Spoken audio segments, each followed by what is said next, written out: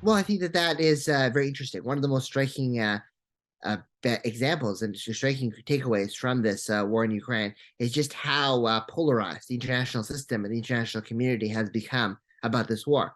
When you look at the first two votes on condemning Russian aggression, 141 states condemned, the next 140 states condemned. So as you can see, there's very little is changing opinions. Russia's military setbacks are not moving more countries to the Ukrainian side, and Russian war crimes are not necessarily moving more people to the Ukrainian side. And the duration of the war is not making more people become acceptable or willing to stomach Russia's invasion. So that's really what's interesting. And we're seeing a major division, obviously, along Western and non-Western lines.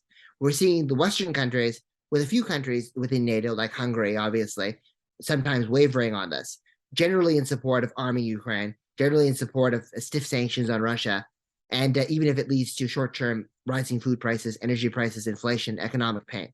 And we're seeing the collective non-West basically try to maintain as much of a business as usual relationship with Russia as possible, not impose sanctions on Russia. So even if they disagree with the invasion, they don't want to cut off their ties with Russia entirely. And that's a view you're seeing in the Middle East, Africa, Latin America, especially, and also from larger countries like China and India, which have become increasingly important partners. But the question is, can China and India really step in and replace the loss of Europe as a market for Russia?